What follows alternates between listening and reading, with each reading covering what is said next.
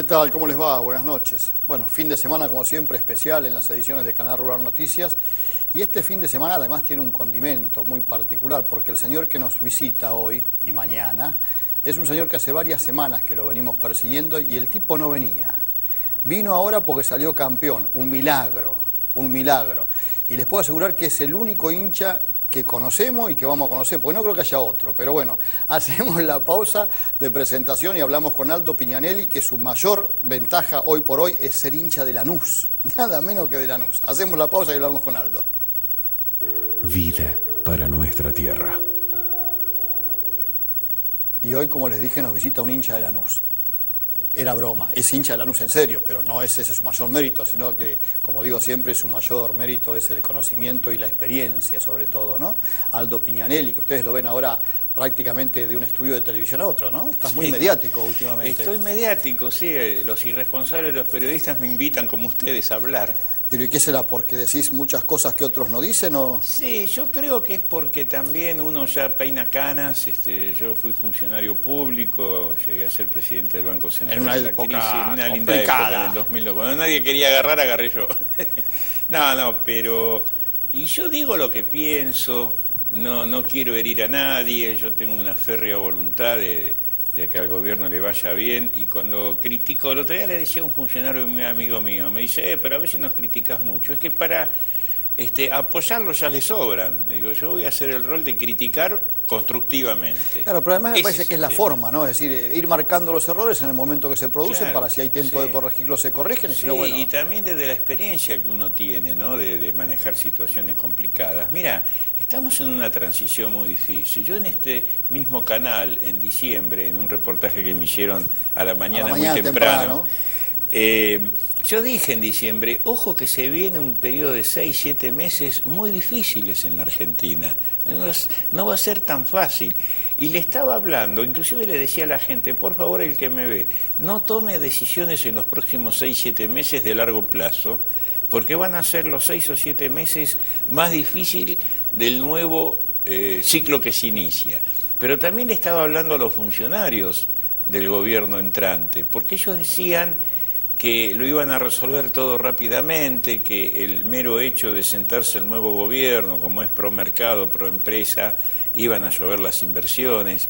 Y uno tiene experiencia en esto de las inversiones. Por supuesto que en algún momento las inversiones van a venir, pero no es inmediato. Ahora, vos estás diciendo un poco lo que dice el gobierno, 6, 7 meses, de diciembre hasta acá, ya estamos a un mes. Sí, lo que pasa es que el gobierno se había puesto primero muy optimista. Decía, bueno, en marzo ya estamos, la inflación la bajamos. Después recordá que el gobierno había dicho que le iban a llover los dólares, y hubo lluvia, pero no de dólares, hubo lluvia, gracias a Dios, de agua. Creo que hasta sobra el agua ahora, ¿no? Sobró el agua. Y eso permitió la suba de la nivel soja. mundial, ¿vos viste lo que fue la lluvia el otro día en Alemania y París, el desastre de inundación? Se desbordó el río Sena, increíble. Bueno, ahora, por otro lado decían, la inflación la vamos a bajar al 25% anual en el 2016, el déficit fiscal lo vamos a ir bajando del 6% al 4,8%, y el nivel de actividad económica por las inversiones va a tener una rápida reacción. Y la realidad,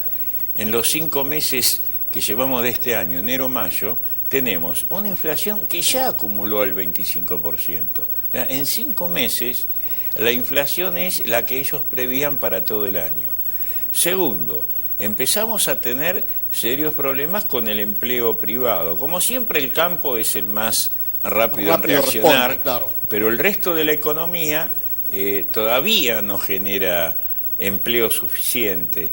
Y después el nivel de actividad económica, que está cayendo global en un 2%, con picos de caída en el consumo muy grande. Empezamos a tener un problema, no serio, pero sí latente, de atraso del tipo de cambio, altas tasas de interés. Pero entonces, espera, porque ya me estás pintando el panorama que te escuché pintar otras veces, pero quiere decir que en el segundo semestre la cosa no va a estar tan floreciente como dicen. Yo creo que no va a estar tan floreciente. No tengo dudas que va a estar mejor que en el primer semestre. A ver, más inflación que esta es insustentable para una economía que quiere pero por eso florecer. digo, pero comparativamente tampoco entonces la cosa va a ser tan... No, yo no soy tan optimista con que el segundo semestre sea la panacea para la economía argentina. Creo que va a haber indicios de una baja a la inflación, pero no va a ser tan baja. Sobre los altos niveles que tuvimos en los últimos 2 o 3 meses. 25 en 5 meses, un promedio del 4,5 al 5 mensual. No, seguramente en el segundo semestre la inflación bajará al 2,5, 3. Depende de 3 cosas, si va a bajar o no tanto la inflación. ¿Qué van a hacer con las tarifas? ¿Qué va a pasar con las paritarias y qué pasa con el tipo de cambio? Bueno, eso es lo que te quería preguntar para dejarlo pendiente para el segundo bloque. El ajuste que todos sabíamos que se venía, sí. Inclusive te diría ganar a quien ganara, y después de eso vamos a hablar. Así es. ¿Se acabó acá o falta todavía? Pero hacemos la pausa y seguimos con Aldo Piñanelli.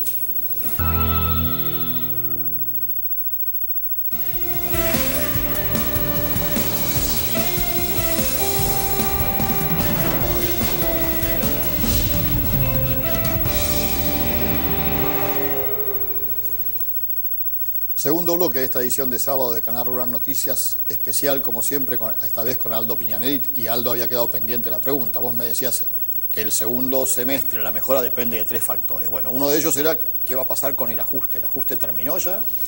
¿Tarifas? No, evidentemente no terminó porque el propio gobierno, en algún momento el actual ministro de Energía, Aranguren, planteó que los ajustes de gas y luz, por ejemplo, que ya se habían hecho, cubrían solo hasta el 40% del costo de producción. Sí, pero parte de esos ajustes quedan en el camino ahora porque se vinieron para atrás. Esas son las contradicciones que empieza a tener el gobierno.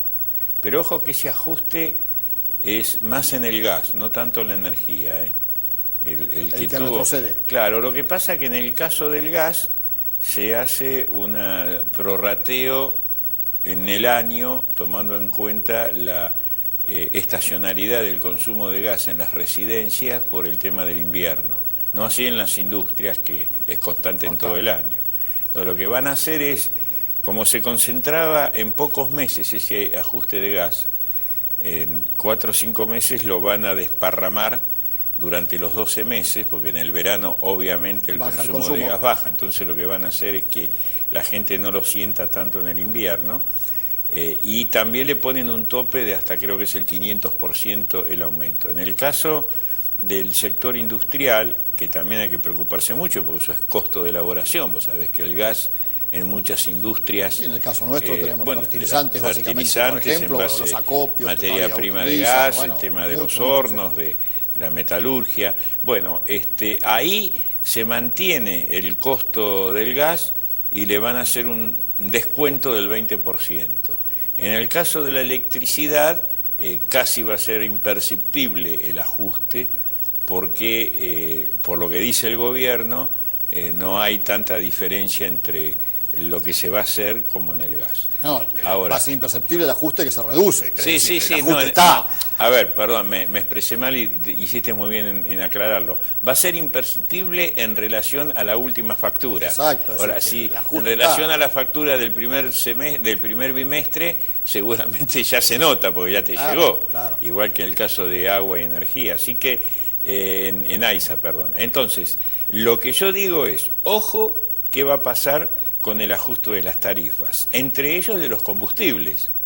Vos fíjate que el último ajuste fue el 1 de mayo, de gasoil y naftas. Había un anuncio para junio de otro ajuste más. Sí, se suspendió. Se suspendió. Entonces, ¿se va a suspender todo el año o va a volver a un ajuste de acá a fin de año? No lo sabemos. Quiero decir, yo no digo que va a haber ese ajuste. Si llega a haber ajustes de tarifas, la inflación va a tener un impacto. El segundo impacto que yo hablo es el tema de las paritarias y los salarios. Nosotros estamos teniendo una proyección hoy anualizada de la inflación que está en el 40%, y los salarios se están ajustando promedio entre un 30 y un 33%. O sea, hay claramente una pérdida en el poder adquisitivo de los salarios en relación a la inflación. Entonces, si viene una nueva puja distributiva, como ya muchos sindicatos están planteando reabrir las paritarias porque quedaron cortos, ojo que eso también pega en el nivel de precios. Y el tercer tema es el tipo de cambio. Creo que la gente que nos escucha y que está fundamentalmente en la actividad del campo, economías regionales... Sí, vinculada a la exportación. Claro, no le estoy diciendo nada nuevo, con un dólar de 14 pesos es medio corto.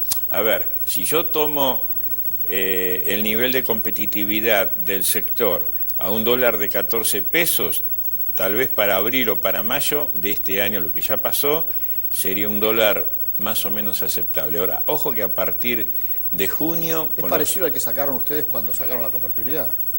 Sí, un poco más bajo. A ver, si vos nosotros cuando fuimos a la convertibilidad, salimos de la convertibilidad, nuestra idea era que se revaluara el dólar o se devaluara el peso en términos reales un 40%. Por eso te acordás del 1,40 más el ser que era la inflación.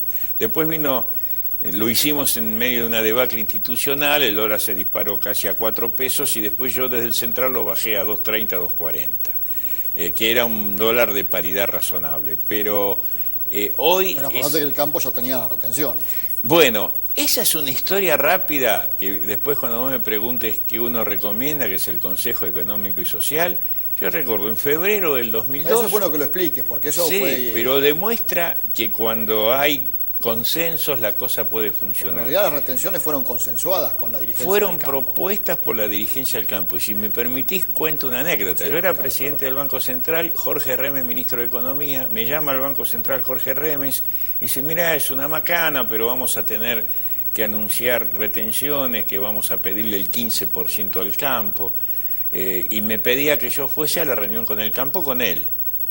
Y entonces yo decía, mirá, yo soy presidente del Banco Central, un poco digo, dar malas noticias, ¿viste? La gente del campo, otra vez las retenciones. Pero digo, bueno, pero ¿por qué tengo que estar yo? No, porque vos como presidente del Banco Central sería bueno que le asegures al sector que vamos a tener un dólar competitivo. Bueno, allá fui yo y nadie, a ver, Remes no estaba convencido de las retenciones, yo tampoco. Pero bueno... La necesidad tiene cara de hereje. Nosotros íbamos por el 15% y nadie se animaba de nosotros a decirlo. Y de pronto, Luciano Miguel, que llevaba la voz cantante de la Sociedad Rural, estaba Bussi, estaba Jan Vías, y creo que era Gareto por Carbab, ¿no? No, por Coninagro. Por Coninagro, disculpa. Entonces, de pronto, Luciano Miguel, que era un tipazo, es un tipazo en ese momento, aparte un viejo zorro, piola, bueno, nos mira y dice, muchachos, nosotros le vamos a hacer una propuesta, si se mantiene el dólar que dice Piñanelli y las condiciones que ustedes están dando, nosotros sabemos que es una situación muy difícil para el país, ya habían empezado a subir los precios de los commodities muy lentamente, era el 2002, y dice, nosotros le vamos a ofrecer el 20% de retención. Y lo abrazábamos a ellos nosotros, agradeciéndole, porque la verdad que fue una actitud patriótica lo que hicieron. ¿Pero por qué? Porque había una mesa de diálogo. Había consenso entre y todos los había sectores, tres personajes lindos en ese momento en la historia argentina. Uno fue que ya no está, que es don Raúl Alfonsín. Mirá que yo no soy radical, pero yo siempre, a veces se me pianta un lagrimón cuando hablo de don Raúl, porque él a mí me trataba en el Senado, no sé, que parecía mi viejo, me daba consejos, venían sus equipos técnicos. Yo soy peronista y la verdad que me terminé llevando mejor con los radicales que con los propios compañeros. Pero era, ¿por qué? Porque entre Alfonsín y Duhalde habían hecho un acuerdo político y había una tercer pata, Bergoglio, la Iglesia Católica. Claro, Bergoglio mucha gente se olvidó de lo que hizo Bergoglio en la Iglesia Católica en toda aquella etapa, ¿no? La pelota sí. En el caso nuestro está en el 2008, así pareciera que mucha gente se olvidó. Se olvidó, ¿no? Pero el rol de la Iglesia, de la mesa del diálogo argentino, que es lo que la Iglesia propuso, ahí estaba la CGT, la Unión Industrial, los productores agropecuarios, los bancos, las empresas de servicios, bueno, el Estado, los partidos políticos mayoritarios, y funcionó. Y sacó al país de una de las crisis más graves que se recuerda. Una crisis muy difícil. Te digo más, ya se ha estudiado en muchas universidades del exterior el ejemplo de Argentina del 2002, que está considerado por el Banco Mundial. Van a pensar que, lo digo yo porque yo era presidente del Banco Central, pero es la objetividad, porque a veces los argentinos sabemos hacer las cosas bien, ¿eh? No es que siempre las hacemos mal. Está considerado una de las devaluaciones más exitosas en la historia, porque de una devaluación del 300%, la inflación de ese año fue del 40%. Y además te acordás que veníamos con la historia de que no toquen la convertibilidad porque nos caemos en pedazos. Sí, bueno, claro, lo que pasa es que estalló la crisis también desde lo peor, que es de lo institucional. No te olvides que fue la caída de la Rúa, después fue el tema Rodríguez A, después Duhalde. Ahora, el gran hacedor de eso al final fue don Raúl Alfonsín. Él fue Mirá qué importante el eso está diciendo, cerebro porque no. y fui testigo No hay de eso. Y conciencia disculpame de eso. que por ahí se me va a pintar un lagrimón, pero porque no está. Yo le decía a don Raúl, y él me decía, venga mi hijo, y ¿sabe lo que me corregía cuando yo tenía que sacar alguna resolución del directorio del Banco Central? Vos siempre hacés los considerandos. Y después decís, bueno, considerando tal cosa, tal resolución. En la resolución, que era muy técnica, no se metía. Pero si considerando que lo que leen en los mucho para saber por qué lo hiciste. lo tengo guardado en mi casa, de puño y letra de don Raúl. No, acá ponga esto, porque esto va a ofender a fulano. Increíble, un tipazo. Vamos a hacer la Pero pausa. bueno, discúlpame. Hoy esos personajes Bueno, pero ahí viene, no están activos. Vamos a hacer la uno pausa. se murió y dos, No, pero uno está bien, se fue al pero Vaticano debería y otro haber- no está en actividad. Debería haber en esa renovación generacional. Claro. Vos me vas a tener que explicar por qué ahora no se hace eso, porque da la sensación que se podría haber hecho eso Sí. para salir de la situación en la cual veníamos, Sí, ¿no? sí, Pero bueno, yo explícamelo Ok. después de la pausa. Hacemos la pausa y seguimos compartiendo la noche de sábado con Aldo Piñanelli. Canal Rural siempre junto a usted. Comuníquese con nosotros. Háganos saber sus sugerencias. Telefónicamente al 011 47 77 1250 o escríbanos a sugerencias@elrural.com.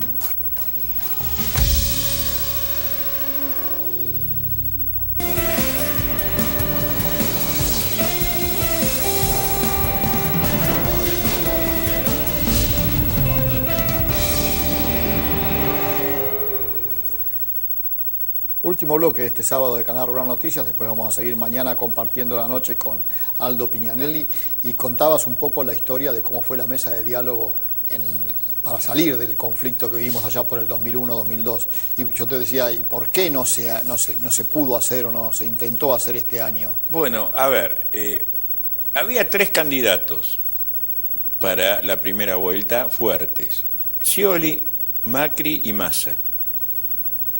La primera vuelta, Scioli saca 37 puntos, Macri saca 31, 32 y nosotros 25. Más o menos ese fue el resultado.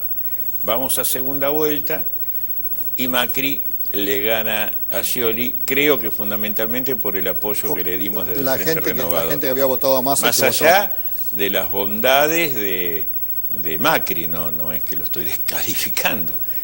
Nosotros éramos los únicos de los 3 que planteábamos un modelo económico intermedio, que era rescatar las cosas buenas que se habían hecho en algún momento, que no fueron muchas, pero algo bueno se había hecho.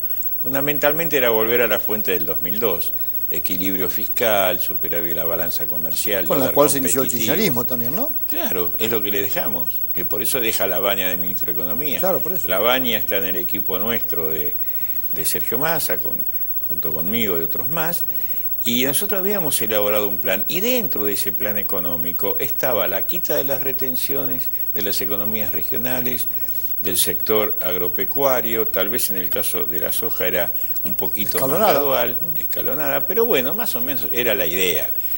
Pero ¿qué pasa? Nosotros planteábamos un Consejo Económico y Social, de entrada. Entonces decíamos, bueno, un Consejo Económico y Social que aglutine a todos los que hemos dicho, un poco copiando la experiencia 2002, y fijar ahí, poner sobre la mesa cuál era el modelo macroeconómico que nosotros queríamos llevar adelante, que lo tenemos. Consensuarlo. Y que después que cada uno cumpla. Yo me acuerdo cuando en el 2002 Duhalde habla con la CGT, que yo estaba ahí, y por ahí voy a hacer una mala expresión, pero quiero decir exactamente cómo fue. Duhalde le explica a los sindicalistas, miren, la situación es muy grave, yo necesito 6 meses de espera, y les dijo, por 6 meses no me rompan las pelotas. Sí, claramente, no. Llamó a los industriales de la UIA y de las pymes, y más o menos le dijo lo mismo. Dice, muchachos, no se pasen de la mano con los precios, porque si ustedes se pasan de los precios, yo le cierro la empresa, una cosa así. Digamos, no fue tan así, pero parecido.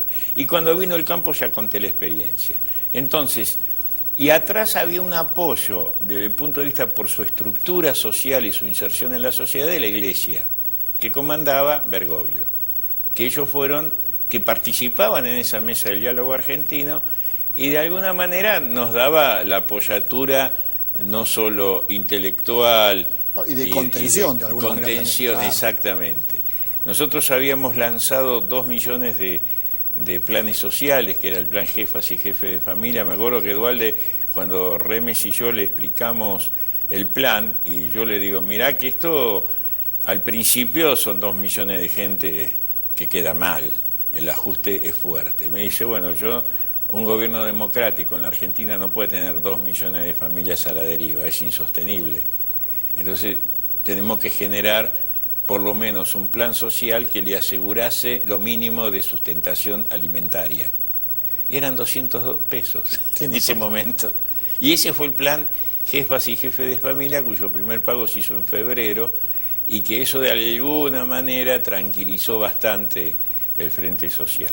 Entonces, me hubiese gustado que Mauricio convocase el 10 de diciembre a un diálogo económico y social. Ellos, ¿te acordás que en algún momento algo dijo Macri que lo estaban pensando? Pero nunca se concretó. Tengo alguna información que ahora lo estarían pensando para fin de año o principios del año que viene, una vez que se salga de esto. Pero creo que es un error, creo que es un error. Pero bueno, la historia ahora no, lo dirá. ya el camino está... Y ahora siempre hay tiempo para consensuar. De hecho, yo me había entusiasmado mucho en febrero de este año, cuando un día me llama Sergio Massa y me dice, mirá, hablé con Mauricio Macri, hay que aprobar lo más rápido posible la ley de holdouts, porque la situación está complicada. Bueno, yo trabajé, me acuerdo, un día con Prat Gay, de quien tengo una relación personal excelente. Vos sabés que él fue el que me reemplazó a mí en el Banco Central. Y yo hablo muy bien de él y habla muy bien de mí, con lo cual es muy raro en la Argentina que un reemplazado o reemplazante hable bien del otro, ¿viste? Que tengo un gran cariño por Alfonso, igual que Lacoste, Caputo, todo ese equipo, o Rogelio Frigerio, mismo Melconian. O sea, gente amiga, más allá que seguramente pensamos distinto. En cosas no se coinciden, pero claro. a esta altura de la vida, ¿viste? No sé si pensamos. Ahora vos no hubieses ido a pedirle perdón a los españoles. No, bueno, pero esas son las ingenuidades de Alfonso, porque lo hace de buena fe, pero le falta cintura, experiencia política. Vos no podés ir a pedirle disculpa a una empresa como Repsol, que al final cobró más de lo que le correspondía. Es cierta ingenuidad. Bueno, pero en parte de eso también es responsable de quien le concedió, ¿no? Sí, Kicillof, el gobierno de Cristina. Por eso digo. Mirá, yo estaba en Madrid en ese momento, porque vos sabés que hay un dato que la gente no sabe, ¿no? Que la crisis española el estallido del 2008-2009 la comandó un argentino, la Comisión de Crisis de España. El jefe de esa comisión era un argentino. Y como el presidente Rajoy no quería trascender que eran argentinos los que estaban haciendo ese estudio de salvataje de España, mandaban a esa persona a Toledo, que es como si fuese de acá a La Plata, a 70 kilómetros de Madrid, para que no trascendieran que eran argentinos, porque eran los argentinos que habían intervenido en la crisis del 2002. Y yo en ese momento estaba en Madrid cuando fue esa situación del 2008, 2009 y demás, y ahí se perdió también una oportunidad. Y cuando Kicillof hace la negociación con Repsol tenía contabilizado en su balance a YPF en 3.500 millones de dólares. Nosotros le pagamos 8.000. Más del doble. Más del doble. Claro. Bueno, hacemos la pausa hasta mañana y mañana vamos a hablar un poco más de lo que se viene. Pero yo quiero que me digas qué es lo que harías vos y qué es lo que suponés que va a pasar en los próximos meses en la Argentina, y después vamos a hablar un poquito del campo también, ¿no? Sí, claro. Pero bueno, fundamental. Eso va a ser mañana domingo. Ahora vamos a ver el cierre de los mercados de granos y mañana seguimos con Aldo Piñani.